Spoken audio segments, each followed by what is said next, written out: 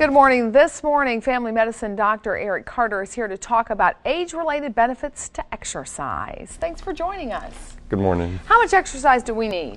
I would say, and this is a pretty safe bet for just about every age group, 4 to 5 times a week for 30 minutes to 60 minutes each day. Let's talk about kids first. Okay. How much exercise do they need, and what kind of benefits do we get from that? Well, kids are wonderful because the more exercise they get, the better almost to an unlimited degree, the better they're going to do. And the wonderful part about exercise for children is it sets a good precedent for them further down the road. And that's the most important thing when I think about exercise in that particular age group. I want my children to establish those patterns so that further down the road they spend more time outdoors enjoying things, or in the gym enjoying things, than in front of a computer or in front of a television. And it's like fun to them, right? We still need to make it seem like play. It sure would be nice, and that actually brings up a wonderful point.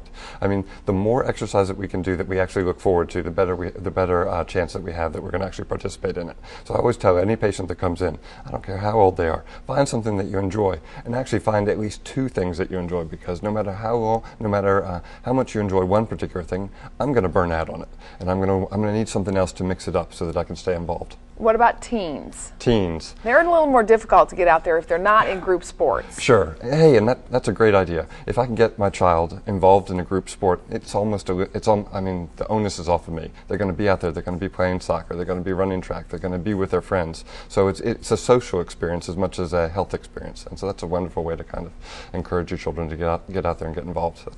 Yes. All right. What about those of us in our 20s, 30s, and 40s? 20s, the same amount of time is for starters. I'm still looking for 30 to 60 minutes 4 times a week. That's not too much. That's not too bad. And you can do.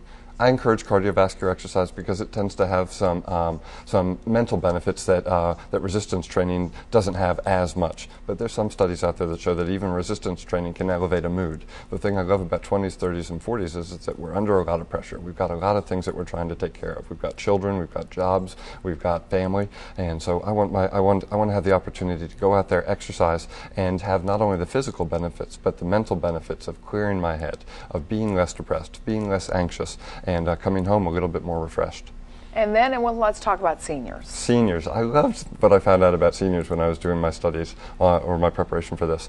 I like to exercise, so I came into it with the assumption that if I exercise really, really hard, I'm going to get more out of it. And I think for some age groups that's true. I think in teens and younger adults that's probably true. But there was a study out there that showed that if I'm considered a senior citizen, that a mild to moderate exercise program has the same benefits as a more vigorous exercise program. Really? So yeah. Walking would be a good exercise for a senior. Absolutely, and it reduces hospitalizations.